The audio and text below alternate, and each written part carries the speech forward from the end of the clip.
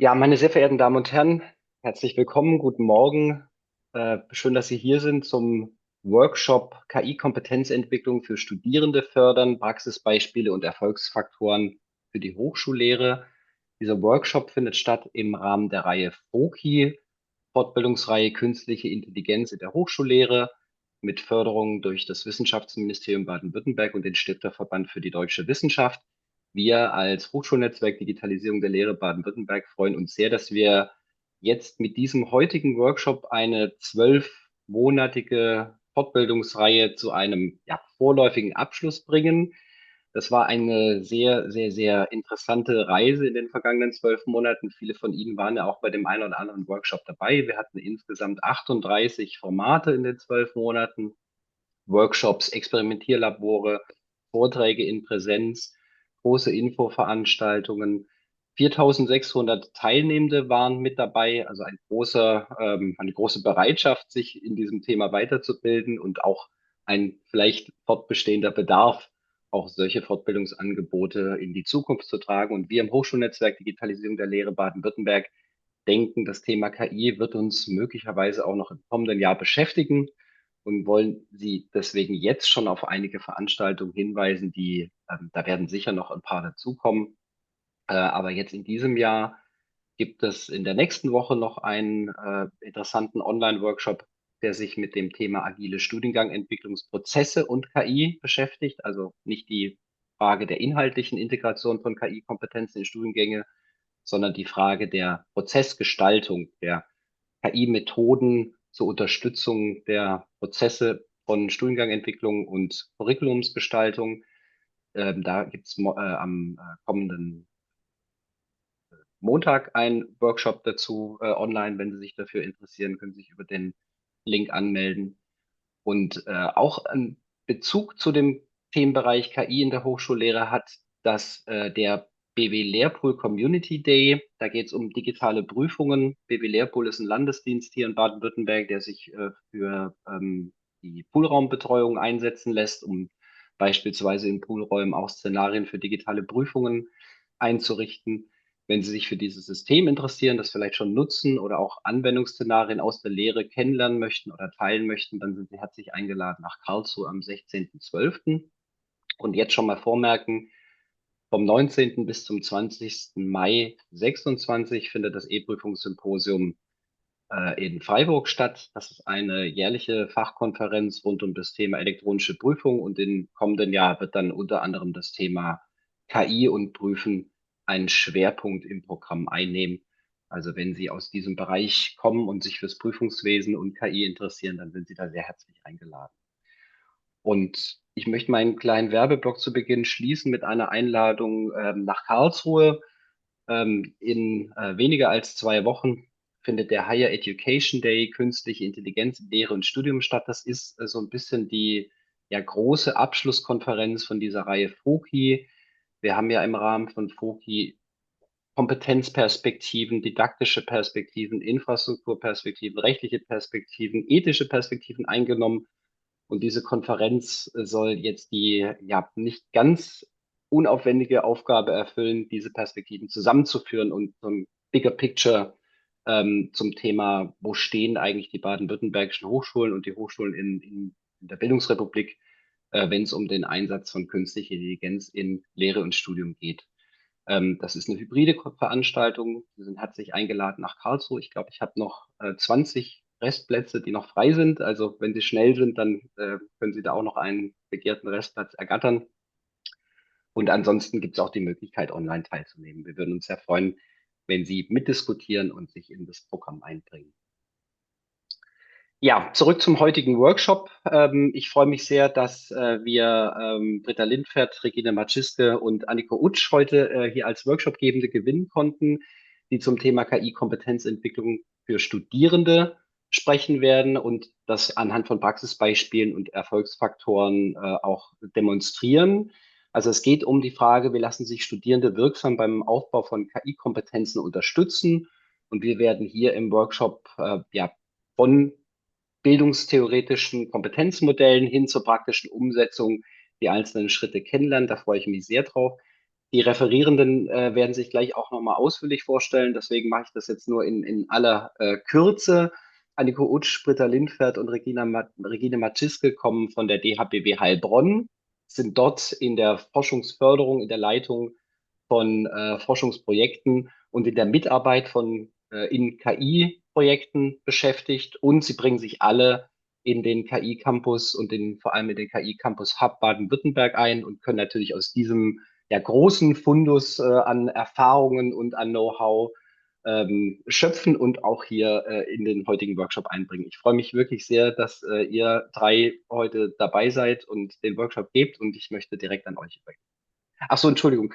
Noch ein, zwei Hinweise zum Housekeeping. Wir zeichnen den heutigen Workshop auf. Es gab den Wunsch von vielen Interessierten, die aus Zeitgründen heute leider nicht live dabei sein können, dennoch die Inhalte kennenzulernen. Wir werden nur die Impulse der Workshopgebenden aufzeichnen. Das heißt, wenn Sie, liebe Teilnehmenden, Fragen haben, dann sind sie nicht in der Aufzeichnung zu sehen. Also zögern Sie nicht, Fragen zu stellen, mitzudiskutieren.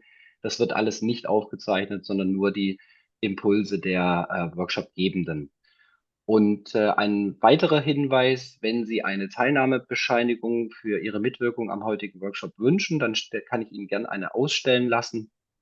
Schreiben Sie mir, wenn Sie das wollen, eine kurze Nachricht via E-Mail, bitte. Meine Mail schreibe ich gleich auch nochmal in den Chat. So viel zum Housekeeping und jetzt lassen Sie uns sehr gerne in die Inhalte einsteigen. Anniko, Regine, Britta, ich übergebe an euch. Ich freue mich, dass wir diesen Workshop halten können. Wir haben ähnliche Workshops bei uns an der DHBW schon gehalten oder auch im KI Campus Hub. Und jetzt mit der HNDBW mal zusammen ist auch sehr schön. Wer sind wir? Mein Name ist Britta Lindfert, ich leite mittlerweile die Bildungsforschung an der DHBW Heilbronn und ich durfte in den letzten 2 Jahren ein super tolles, kompetentes Team an weiblichen KI-Menschen aufbauen, die mit mir zusammen im KI Campus, da sind wir als DHBW seit 2022 dabei und seit 2023 auch im Hub, Konsortialpartner, viel mit denen mit dem KI Campus aufgebaut haben, viel für die Lehrenden gemacht haben, viel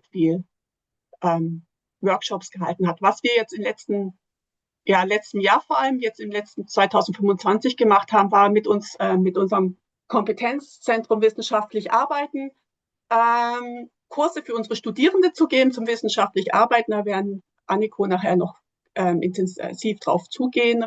Unsere Hauptaufgabe ist eben, Online-Kurse zu entwickeln für die Lehrenden und für die Studierenden, um KI in die Hochschullehre zu bekommen. Genau. So, Anniko, your turn.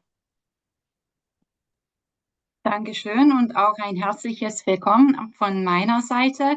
Es wäre sehr schön, wenn alle Teilnehmende ihre Namen bzw. auch ihre Institution in die Namensschilder einschreiben könnten. Das würde uns ein bisschen erleichtern im Weiteren. Und zwar, was haben wir heute vor?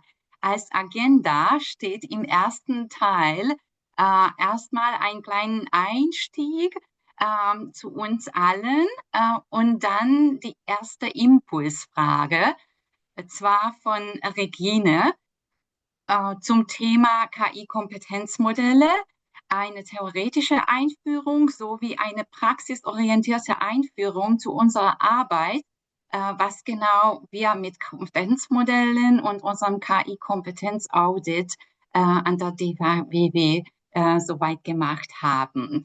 Im ersten Teil findet auch die erste Gruppenarbeitsphase statt, und zwar zu Kompetenzlücken von Studierenden. Und dann haben wir uns eine kleine Pause verdient, auf jeden Fall. Und im zweiten Teil geht es darum, wie wir an der DHBW unsere Studierenden KI-Kompetenzen fördern oder weiterentwickeln, anbieten. Und wir werden unsere Kurse auf dem KI-Campus vorstellen, sowie Praxisbeispiele, wie wir mit Studierenden in den Kursen zusammenarbeiten. In der zweiten Gruppenarbeitsphase fragen wir gerne bei Ihnen nach, welche Best Practice oder eben Worst Practice Beispiele Sie für KI-Kompetenzentwicklung haben und teilen dann Erfolgsfaktoren. Wie gelingt diese KI-Kompetenzentwicklung für Studierende? So ist unser Plan für heute.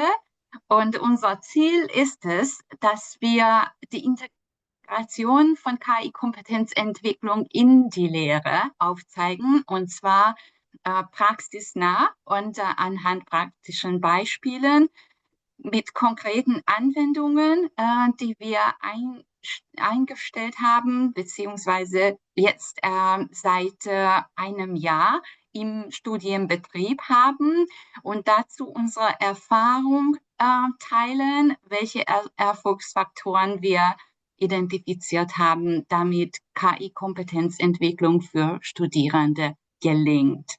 Wir bieten auch Unterstützung an für alle Lehrende oder eben Forschende, die sich mit diesen Themen auseinandersetzen wollen und weitere Beratung für sich wünschen.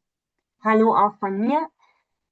Ich darf jetzt die theoretische erste Impulsphase übernehmen und es soll ja in diesem Workshop gehen, darum, die KI-Kompetenz von Studierenden zu fördern. Und da fragen wir uns einfach mal aller Feuerkanone, was ist überhaupt KI-Kompetenz?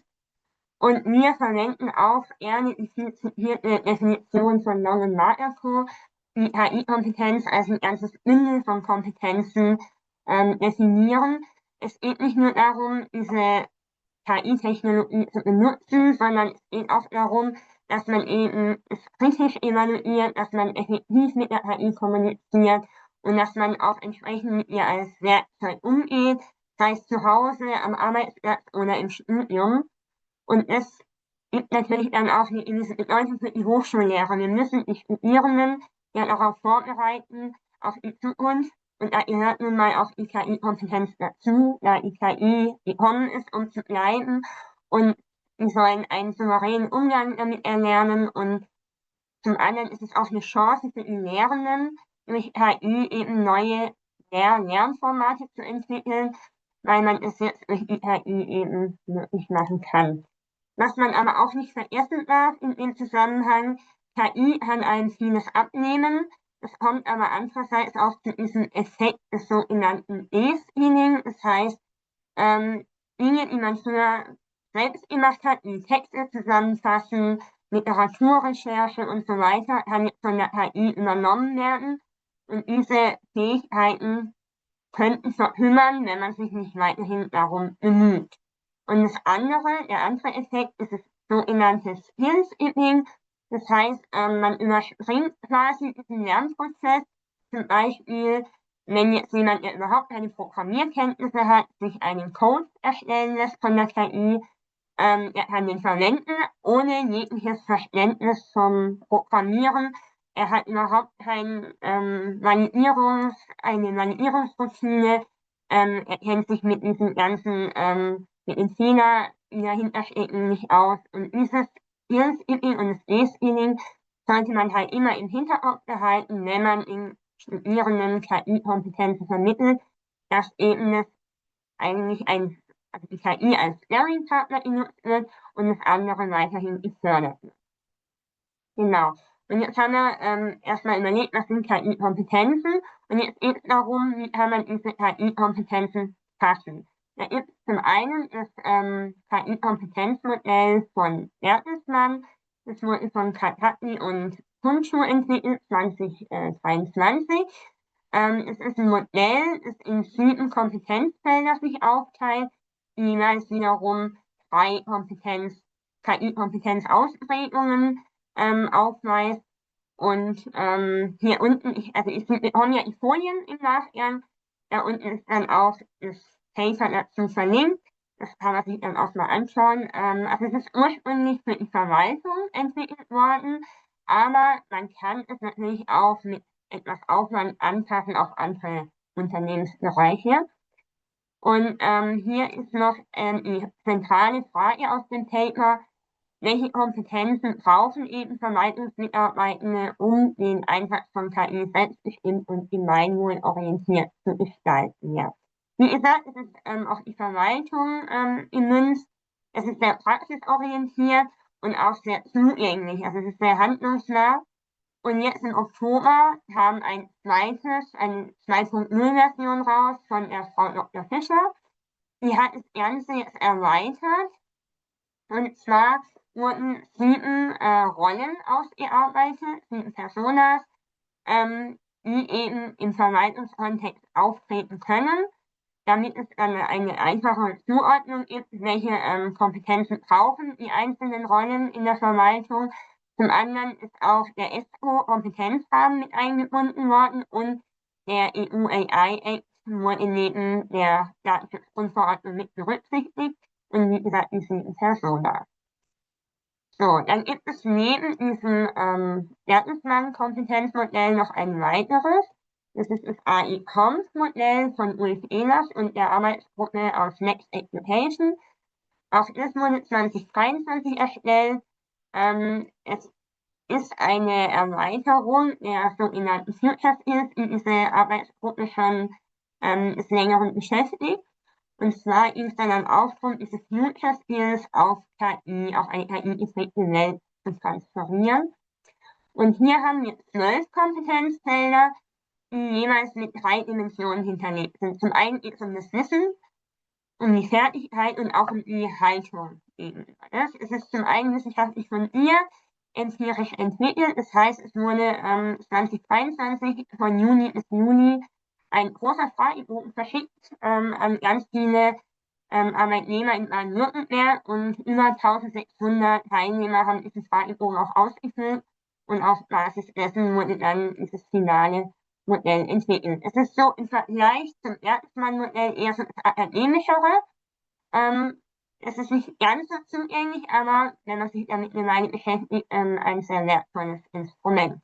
So, jetzt hatten wir es ja von Kompetenzmodellen und haben uns 2 Stück angeschaut. Jetzt haben meine Kollegin und ich von der IHBW Heilbronn, die heute auch hier dabei ist, in Nathalie Damir, wir beide haben uns überlegt, wie kann man denn KI-Kompetenz messen? Und dazu haben wir ein KI-Kompetenz-Audit entworfen, auf Basis der eben genannten Kompetenzmodelle, aber auch aus anderen Messinstrumenten, die es bereits in der Literatur schon gibt, von zum Beispiel Laufdichler und Parolus. Wir haben uns 8 Kompetenzbereiche überlegt, von KI-Anwendungen nutzen, über Datenkompetenz, KI-Ethik bis zur Funktionsweise von KI. Und diese 8 Bereiche fragen wir in einer Line-Survey, in einem Fragebogen ab. Das dürfen Sie auch gerne im Anschluss oder in der nächsten Zukunft ausführen. Wenn man es gewissenhaft macht, braucht man schon 15 Minuten, weil alleine diese 8 Kompetenzen 8 Items abgefragt werden. Und zudem kommen noch am Anfang Fragen zur Nutzungshäufigkeit, Fragen zur Einstellung gegenüber KI und nach diesem Kompetenzteil kommen auch noch einige demografische Fragen. Also nehmen Sie gerne teil, wir freuen uns über Daten und wir verwenden sie auch wirklich nur für Forschungszwecke. Wir haben inzwischen die erste Iteration abgeschlossen mit knapp 100 Teilnehmern als Pilot sozusagen und haben jetzt die zweite Iteration laufen. Wir haben die Kleinigkeit angepasst. Wir haben zum Beispiel den EU AI auch mit eingeflochten, weil er jetzt einfach überall seine Wirkung zeigt und beachtet werden muss. So, wenn man dieses Kompetenzaudit durchlaufen hat, erhält man eine Kompetenzspinne als Ergebnis. Hier mal beispielhaft, wie das aussehen könnte. Wir haben auch zum Beispiel die Kompetenz KI entwickeln mit reingenommen. Natürlich braucht nicht jeder Arbeitnehmer diese Kompetenz, aber es ist natürlich für beispielsweise Hochschulen oder Unternehmen interessant, wer von meinem Team hat denn diese Kompetenz, können wir die ausbauen oder brauchen wir da vielleicht extern noch jemanden. Was man auch noch bekommt zum Ergebnis, man wird eingestuft, wo man etwa steht in den verschiedenen Kompetenzfeldern. und bekommt zusätzlich noch Kurse empfohlen vom KI Campus. Zum KI Campus sagt dann meine Kollegin später auch noch was. Da gibt es eine Plattform mit kostenlosen Kursen und hier wird auf Basis des Ergebnisses auch erst gezielt der ein oder andere Kurs eben empfohlen. So, dann möchte ich noch aus unseren Kursen berichten. Also wir haben gerade einen Kurs, den wir kuratieren, wissenschaftliches Arbeiten mit KI 2.0, also es ist schon auch die erste Überarbeitung durch. Den haben wir jetzt von September bis November 12 Mal, wenn ich mich nicht verzählt habe, unterrichtet. Und zwar ist es so aufgebaut, dass die Studierenden halt im Vorfeld einen Online-Kurs absolvieren und wir machen dann entweder vor Ort oder online ein Recap. Und die Studierenden bekommen in diesem Kurs zu Anfang eine Umfrage, die sie beantworten dürfen. Da ist auch zum einen Frage nach Nutzung von KI, Einstellung zu KI und KI-Kompetenzen. Und zwar genau die 4, die hier aufgelistet sind, die fragen wir ab. Und dazu möchten wir jetzt mal ein bisschen aus unserem Erfahrungsschatz zeigen, wie die Studierenden KI nutzen. Also zum einen die Nutzungshäufigkeit, das ist jetzt aus einem Kurs, ganz exemplarisch, da sind jetzt nicht alle 395 drin enthalten, also ist eher Stufe von 1 bis 5 und im Privatleben und im Studium wird es noch sehr häufig genutzt, wo es noch auffallend weniger genutzt wird, ist es auf der Arbeit, was aber auch oft damit zu tun hat, dass die Firmen natürlich jetzt nicht den Zugang zu ChatGPT und Co. einfach so mal erlauben, also da gibt es immer noch Hürden. Dann gibt es immer die Frage, ja, für welche Zwecke nutzen die Studierenden KI? Also das meistgenannte ist immer, auch wenn es jetzt nur exemplarisch aus einem Kurs ist, findet man immer wieder Themenfindung und Ideenentwicklung, Verbesserung der Texte und die vorhin schon genannte Zusammenfassung von Dokumenten, die sehr gern der KI übertragen wird. Und dann fragen wir auch immer nach den KI-Tools, die hauptsächlich genutzt werden, ChatGPT allen voran. Zum Teil ist die Schreibweise dann noch nicht so ganz geläufig, aber ChatGPT führt ganz klar und es ist auch ein sehr repräsentatives Ergebnis, was wir hier sehen. Und ansonsten wird auch Perplexity noch oft genutzt. Die anderen sind dann doch sehr, sporadisch nur unter den Nutzern. So, dann haben wir in der Kursumfrage mal gefragt, ob sich die Studierenden den möglichen Bias und Diskriminierung in KI generierten Ausgaben bewusst sind und ob sie dafür konkrete Beispiele nennen können. Also man sieht hier, das ist schön verteilt, also einige trauen sich das doch schon zu. Wenn wir aber dieses Recap durchführen, stellen wir dann doch fest, dass es nicht unbedingt immer so der Fall ist. Und auch hier bei der kritischen Überprüfung haben viele angegeben, dass sie Erfahrung damit haben. Aber ja, das ist eben eine Selbsteinschätzung. Ne? Das muss man natürlich dann auch im Einzelfall prüfen. Und hier haben wir auch gemerkt, dass das Verständnis der Funktionsweise von KI-Systemen, wenn man da mal nachfragt, dass es nicht unbedingt so ist. Also in den Kursen merken wir dann schon, wenn wir dann mal konkrete Fragen zur Funktionsweise stellen, dass da nicht unbedingt so viel kommt. Also der Dunning-Kruger-Effekt lässt da auch mal hier und dort grüßen. Ja. Und innerhalb der Betriebe und der Institution gibt es ja immer wieder Vorgaben zur KI-Nutzung, da eben noch sehr viele schon an, dass sie darüber Bescheid wissen. So, jetzt wäre die erste Gruppenarbeit an der Tagesordnung. Wir haben dafür Breakout-Sessions, die meine Kollegin inzwischen, denke ich, eingerichtet hat. Und dann dürfen Sie sich darin austauschen, welche Fachbereiche bzw. Kurse auf jeden Fall KI-Kompetenzentwicklung beinhalten sollten und was auf Hochschulebene bzw. Vorlesungsebene überhaupt möglich ist. Also, dann fange ich mal an. KI-Grundlagen im Studium. Den legen wir unseren Studienanfängern sehr ans Herz, dass sie den durchlaufen. Den können sie im Selbststudium online durchführen. Er dauert etwa 5 Stunden, besteht aus 4 Modulen und es kommt noch dazu, dass Präsenzveranstaltungen, KI und U heißt es, die dürfen dann 1,5 Stunden uns löchern mit Fragen.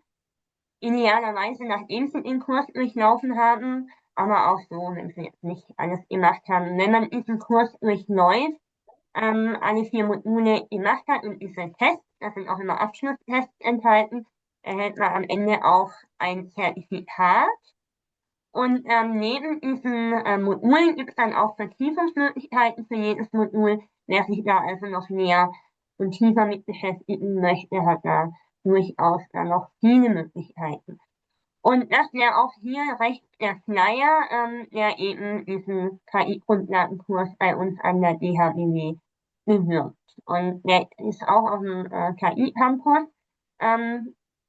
verewigt. Und eins noch zum KI-Campus, da hier ja auch Teilnehmer sind, die Englisch sprechende Studierende unterrichten. Es gibt 24 Stand ersten Kurse in englischer Sprache, die auch von Grundlagen bis zu Quantencomputing sämtliche Themen im Bereich der KI abdecken. Und ein weiterer Kurs, der mir auch sehr am Herzen liegt, weil ich da ein bisschen mithelfen durfte, ist der Kurs KI im Handel. Der sich natürlich ganz spezifisch an Studierende im Handel wendet. Da geht es zum einen erstmal um die Grundlagen im Handel, also von KI im Handel, wie man KI-Produkt entwickelt und dann, was ganz toll ist, reale Use Cases im Handel. Da haben sich 4 Firmen bereit erklärt, diese Use Cases mit filmen zu lassen. Da war ein Filmteam dann dabei, da ist zum Beispiel Bräuninger und Kaufland, haben da einfach gezeigt, was sie mit KI in ihrem Unternehmen anstellen.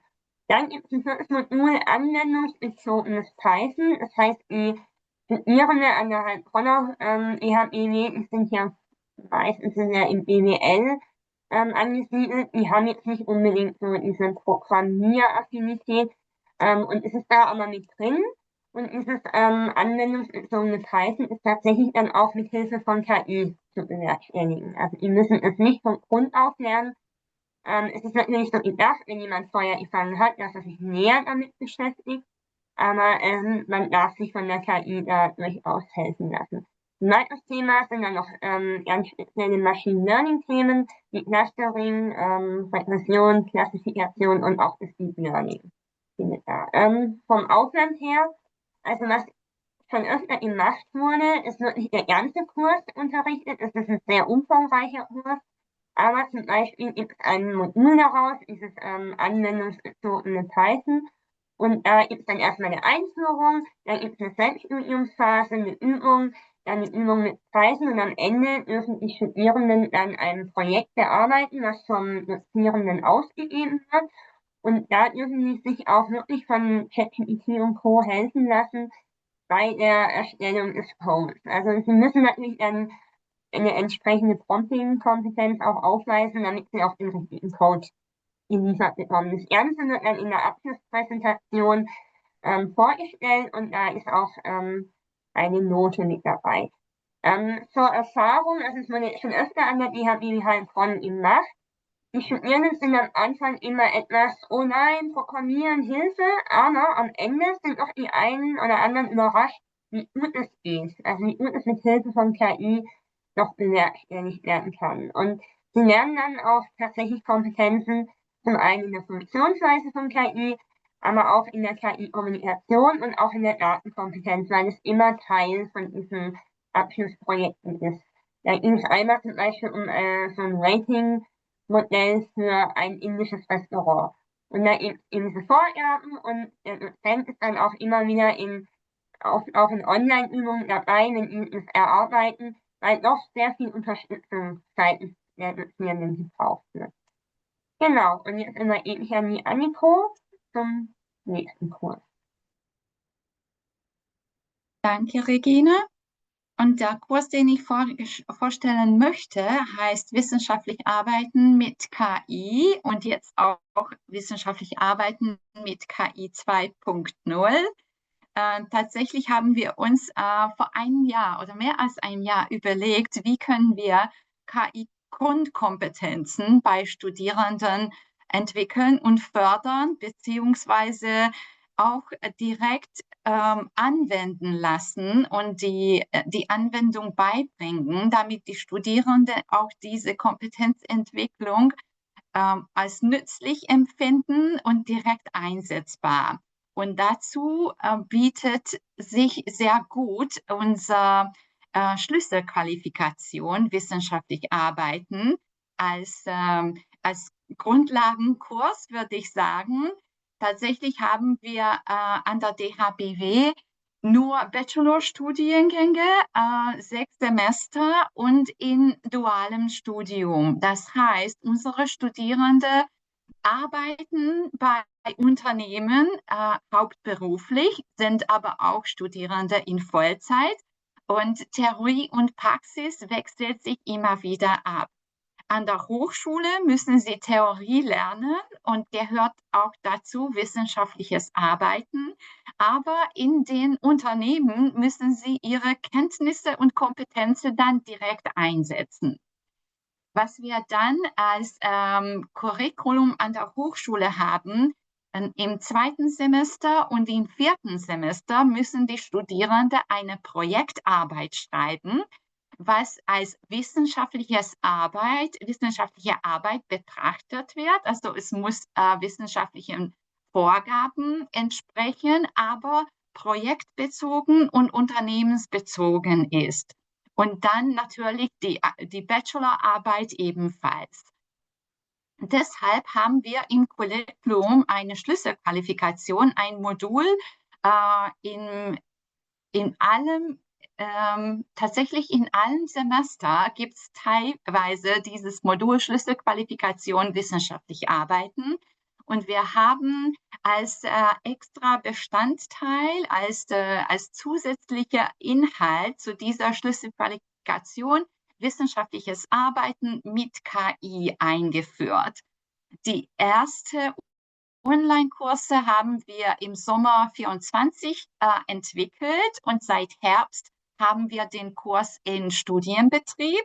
Und unser Ziel ist es, KI-Grundkompetenzen, aber eben auch KI-Kompetenzen für wissenschaftliches Arbeiten für Studierende anzubieten, ihnen beizubringen und vor allem sie dazu befähigen, dass sie mit KI-Einsatz reflektiert, effizient und verantwortungsvoll umgehen. Dazu haben wir ein Blended Learning Konzept eingesetzt. Das heißt, unser Konzept besteht aus Online-Kurs, die die Studierenden im Selbststudium belegen und Präsenzveranstaltungen, indem wir die Erlernte weiter vertiefen. Ich werde kurz mal unsere Konzepte auch im Detail vorstellen. Wir haben diese Lehrveranstaltungen in verschiedenen Studiengängen, also vor allem im BWL-Bereich, aber auch in Wirtschaftsinformatik oder eben an anderen Hochschulen in ganz anderen Studiengängen auch durchgeführt. Und seit diesem Oktober haben wir 2.0 als neue Version für den Kurs gestartet. Natürlich die Inhalte wieder mal aktualisiert, weil im letzten Jahr schon rasante Entwicklungen im Bereich KI stattgefunden haben. Da haben wir auch unseren Kurs aktualisiert und eine neue Version 2.0 gestartet. Insgesamt in den 2 Online-Kursen, also der erste Kurs im letzten Studienjahr und im zweiten Kurs heute oder in diesem Studienjahr, haben wir insgesamt über 600 Studierende oder Nutzerinnen als eingeschriebene Nutzer in den Online-Kurs. Und ich würde jetzt kurz die 2 Konzepte für Blended Learning Veranstaltungen vorstellen, wo wir entweder in 2x2 Unterrichtseinheiten oder in 1x4 Unterrichtseinheiten als Blogseminar diese Schlüsselqualifikation wissenschaftliches Arbeiten mit KI anbieten. Grundlagen für den Kurs, für die Veranstaltung ist diese Schlüsselqualifikation wissenschaftliches Arbeiten. Das heißt, die Studierenden bekommen erstmal eine Einführung in das Thema, was heißt tatsächlich wissenschaftliches Arbeiten. Das machen die Professoren, die Lehrenden, die normalerweise auch diese Schlüsselqualifikation ohne KI anbieten. Aber in der Lehrveranstaltung und in der Einführung werden Studierende direkt hingewiesen, dass sie direkt mit dem Online-Kurs im Selbststudium, und zwar auf dem KI Campus, beziehungsweise ich erkläre gleich wie, den Online-Kurs zum wissenschaftlichen Arbeiten mit KI selber bearbeiten müssen. Wenn wir die 2x2 Unterrichtseinheiten-Konzept durchführen, dann haben wir normalerweise am Semesteranfang diese Auftaktveranstaltungen und der Hinweis für Studierende, jetzt gibt es den Online-Kurs zu belegen. Dann haben die Studierenden mindestens 2 Wochen Zeit, die Online-Kursinhalte zu bearbeiten. Und erst danach kommen sie zur ersten Live-Veranstaltung, wo wir ein Recap, eine Zusammenfassung und eine Vertiefung von wissenschaftlichen Arbeiten mit KI dann ansprechen. Ich zeige es Ihnen gleich, was wir da genau machen. Nach der ersten Veranstaltung haben Sie dann die Studierenden weiterhin noch 2 Wochen Zeit, mindestens, um mit dem Online-Kurs weiterzumachen, beziehungsweise Sie bekommen auch Hausaufgaben von uns, dass Sie selber KI-Tools entdecken, recherchieren, ausprobieren und dann im zweiten Live-Veranstaltung Ihren Kurs und Kommilitoninnen vorstellen. Das heißt, wir bringen oder wir bieten auch Studierenden an, dass sie weitere Tools kennenlernen und für wissenschaftliche Zwecke ausprobieren und dann selber entscheiden, ob sie diese Tools als nützlich für ihr Studium und ihre Arbeiten empfinden und weiter benutzen möchten. Die ganze Zeit lang steht unseren Studierenden auch die Lernplattform KI Campus zur Verfügung. Also wir weisen darauf hin. Es ist eine öffentliche Plattform. Da haben wir auch weitere Kurse erstellt, die Vertiefung in die Funktionsweise von KI oder eben in den ethischen Fragestellungen rund um KI anbieten. Und die Studierenden dürfen dann auch in diesen Kursen beziehungsweise in den ganzen Auswahl von KI Campus weitere Lerninhalte aufsuchen, sich aufsuchen und belegen.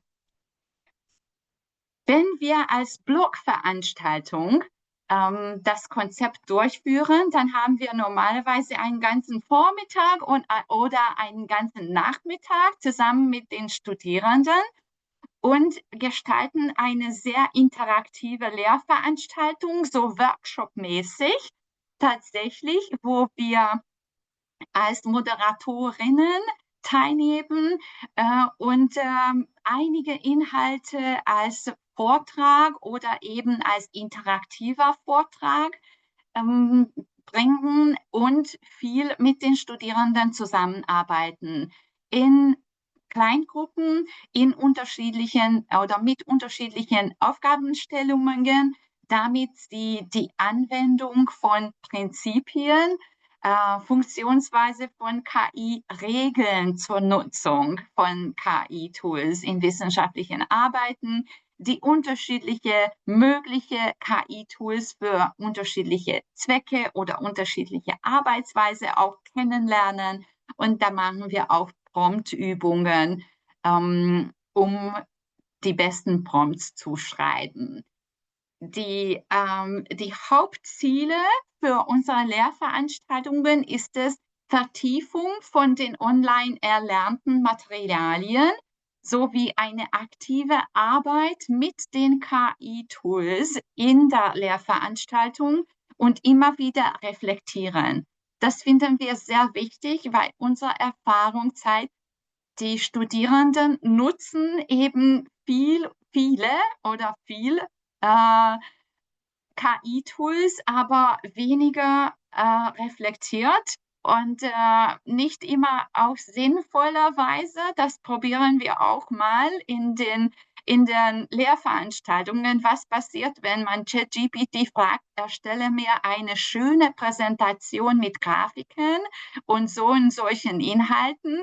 Da kommt schon ChatGPT an ihren Grenzen. Deswegen möchten wir auch unseren Studierenden aufzeigen, dass ChatGPT nicht unbedingt alles kann, beziehungsweise es gibt auch mal weitere mögliche KI-Tools, die man sinnvoller einsetzen kann für unterschiedliche Aufgaben. Und damit erstellen wir so eine Arbeitsatmosphäre im Kurs mit den Studierenden, dass sie dann aktiv mit KI-Tools umgehen, ausprobieren, reflektieren und auch selber sich entscheiden können, was benutze ich dann weiterhin und wie und wozu. So ist unser Konzept und wir haben jetzt die Kurse echt am Laufen. Das heißt, jede Woche findet eine Lehrveranstaltung statt. Wir führen Kurse vor Ort in Präsenz durch, aber auch Live-Online-Veranstaltungen. Deshalb haben wir jetzt die Auswertung aus dem Sommersemester zu unserem Kurs. Das war der erste Kurs Wissenschaftlich Arbeiten mit KI, wo wir tatsächliche Kompetenzniveaus vor dem Kurs und eben auch nach dem Kurs bei Studierenden erhoben haben und eine Auswertung für unseren Kurs vorgenommen haben. Und zwar, wir haben die Studierenden selbst nach einer Kursevaluation und Feedback gefragt. Und in der Selbsteinschätzung haben die Studierenden angegeben im Sommersemester, dass 80% von allen Teilnehmenden neue KI-Kompetenzen erworben haben. Und das freut uns sehr, auf jeden Fall.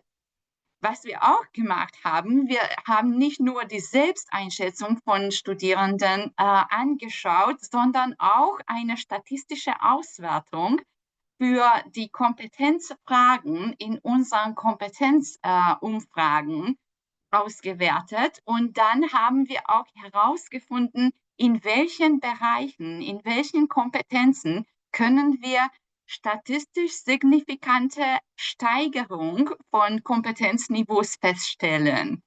Und Platz Nummer 1 hat KI-Ethik und kritisches Denken erworben. Das heißt, das war die höchst signifikante Verbesserung von Studierendenkompetenzen in der Erkennung von KI-ethische Fragen, Bias, Diskrimination und kritischer Umgang mit diesen Fragestellungen. Platz 2 haben wir souveräner Umgang mit KI-Tools. Und zwar die Studierenden haben es gezeigt, dass sie jetzt die Funktionsweise so weit verstehen, dass sie selber sicher fühlen, auch mit neuen Tools umzugehen, beziehungsweise sie auszuprobieren, beziehungsweise sie wissen, wie sie mit den Ergebnissen von KI-Tools umgehen sollen. Und Platz 3, auch eine statistisch signifikante Steigerung in Kompetenzen, in personalen KI-Kompetenzen und Selbstwirksamkeit, die positive Einstellung gegenüber KI und die aktive Nutzung von KI hat auch zugenommen. Das waren unsere Ergebnisse aus dem Sommersemester. Wir sind jetzt sehr, sehr gespannt auf die Ergebnisse von unserem Wintersemester, das läuft. Die Rückmeldungen waren durchaus sehr positiv und die sind schon, es sind welche Rückmeldungen aus unseren Kursen, die wir jetzt laufen haben, wo die Studierenden tatsächlich das sehr positiv empfinden, was alles in diesen Lehrveranstaltungen angeboten wird und welche weitere Möglichkeiten sie vorgezeigt bekommen, um ihre wissenschaftliche Arbeiten weiter zu unterstützen. Das ist unser Erfahrungsbericht zu den unterschiedlichen Kursen. Und wir sind jetzt auch sehr gespannt auf Ihre Erfahrungen. Haben Sie und welche Beispiele für KI-Kompetenzentwicklung für Studierende aus Ihren Institutionen, aus Ihren Hochschulen oder eben aus anderen Hochschulen? Kennen Sie Best-Practice-Beispiele oder eben Worst-Practice-Beispiele? Was hat nicht gut funktioniert? Vielleicht auch wieso, das werden wir auch nachher noch diskutieren. Wir möchten eine zweite Gruppenarbeitsphase anbieten und wieder mal mit dem Miro-Board arbeiten, wo Sie Ihre Erfahrungen auch festhalten können. Sehr gerne teilen Sie uns auch Links zu Webseiten oder zu Ressourcen mit, wo wir diese guten Beispiele oder Best Practices selber auch anschauen können, beziehungsweise wo Sie schlechte Beispiele haben, bitte direkt dazu schreiben, das hat nicht gut funktioniert, okay? Damit wir auch im Nachhinein nachvollziehen können, was steht auf unserem Miro-Board und was ist ein gutes Beispiel und was eben nicht, okay? Also, ich würde nochmal die Breakout Rooms eröffnen und die Gruppenarbeitsphase läuft ganz so ab wie im ersten Teil. Das heißt, Sie haben 10 Minuten in Ihren Kleingruppen zu diskutieren und auf dem Miro-Board festhalten, welche gute Beispiele beziehungsweise welche schlechte Beispiele Sie haben. Wie kann man KI-Kompetenzen bei Studierenden entwickeln oder weiterentwickeln? Und dazu würde ich tatsächlich nochmal unserem Flip-Classroom-Konzept nehmen und zwar erstmal nicht unseren Impuls vortragen, sondern nochmal ein Brainstorming-Session eröffnen, damit Sie erstmal ein bisschen sich Gedanken machen, was sind dann die Erfolgsfaktoren, wie gelingt tatsächlich Kompetenzentwicklung für Studierende. Was braucht man dazu? Wie kann man das organisatorisch einrichten? Welche Voraussetzungen, welche Rahmenbedingungen braucht man dazu, dass wir bei Studierenden KI-Kompetenzen entwickeln oder weiterentwickeln können. Dieses Mal wird es eine kürzere Brainstorming-Phase. Ich habe jetzt 5 Minuten eingeplant und machen Sie bitte weiter auf dem Miro-Board auf der rechten Seite. Da finden Sie auch nochmal die Notizenzettel vorbereitet für Brainstorming und wir machen das erst so Brainstorming-mäßig und dann werden wir natürlich auch unsere Erfahrung teilen und aufzeigen, was uns eine Herausforderung gestellt hat, beziehungsweise worauf wir aufbauen konnten. Danke. Und zwar, wie gelingt KI-Kompetenzentwicklung bei Studierenden? Was sind denn unsere Erfahrungen aus dem letzten Jahr? Vor allem starten wir bei ganz großen Thema Offenheit für Technologie und das sehe ich gerade auf dem Miro-Board auch, dass es Offenheit von aller Seiten erwünscht ist. Und zwar von den Studierenden, aber auch von den Lehrenden, aber auch von den Hochschulleitungen, dass sie dann auch mit Technologie umgehen, als Bestandteil des Studiums betrachten und die Möglichkeiten den Lehrenden, aber den Lernenden auch geben, diese Technologie an der Hochschule anzuwenden, beziehungsweise den Umgang zu erlernen. Also Offenheit bei uns steht auf dem ersten Platz, auf jeden Fall. Dazu kommt natürlich, und das wurde schon im Workshop angesprochen, selbstgesteuertes Lernen, Motivation oder eben Anreize für Studierende. Aber ich würde sagen, auch von allen Seiten. Das Konzept lebenslanges Lernen, aber auch selbst die Motivation zu haben, Neues zu lernen und meinen eigenen Lernprozess zu gestalten und zu steuern. Das ist auf jeden Fall für KI-Kompetenzentwicklung ganz wichtig, weil sonst geht es nicht weiter.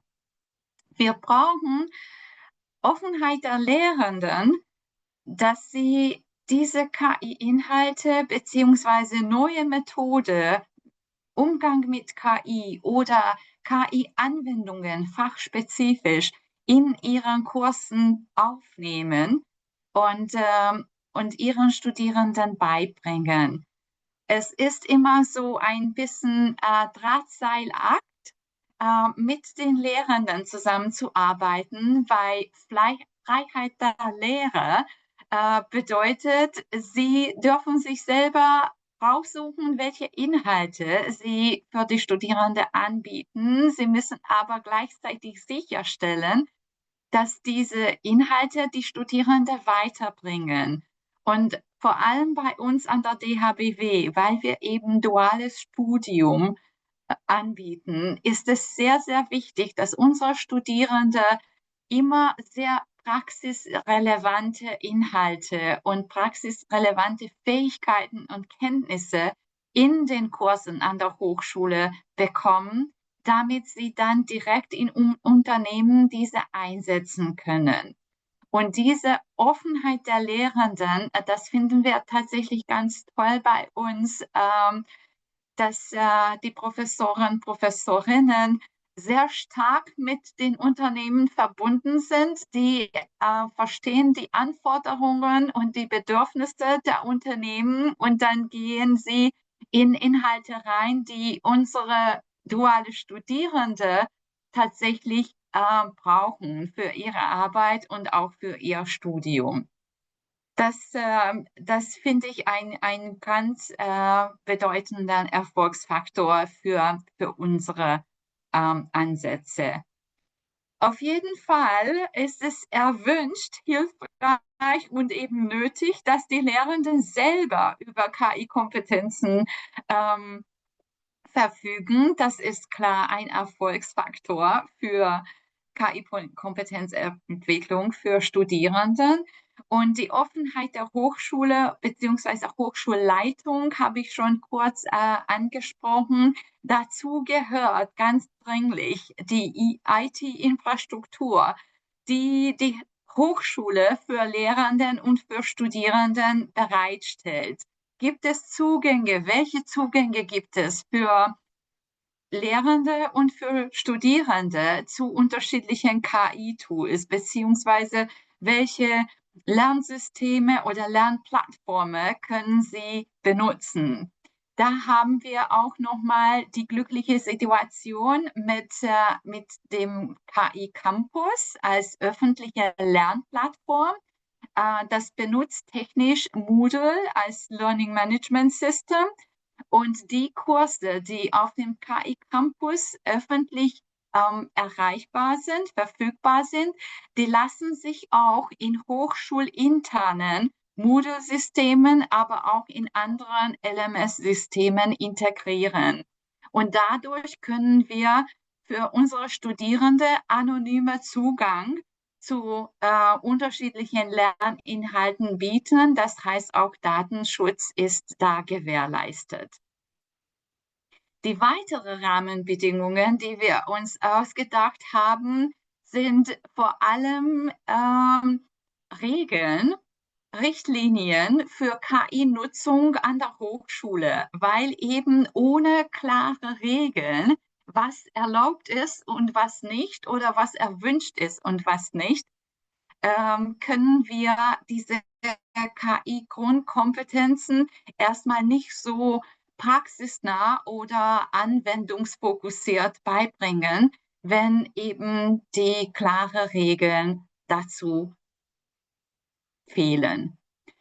Rahmenbedingungen würde ich auch sagen, KI-Kompetenzentwicklung als Entwicklungsprozess tracken und im Auge behalten, wie entwickelt sich nicht nur KI als Technologie, sondern wie entwickeln sich die Grundkompetenzen von unseren Studierenden, was bringen sie mit, wo brauchen sie noch weitere Unterstützung und diesen ganzen Prozess zu begleiten, beziehungsweise immer wieder zu messen, wo stehen wir gerade, was läuft gut, wo brauchen wir noch Anpassungen oder wo brauchen wir weitere Entwicklung, dass diese Begleitforschung, was wir da auch treiben, das ist, finde ich, auch ein Erfolgsfaktor für Kompetenzentwicklung. Und Rahmenbedingungen von der Hochschulseite wären dann tatsächlich Kapazitäten und Ressourcen dafür, dass man diese Kompetenzentwicklungsprozess wissenschaftlich begleitet oder eben Begleitforschung betreibt, um sicherzustellen, dass die Kompetenzentwicklung tatsächlich stattfindet.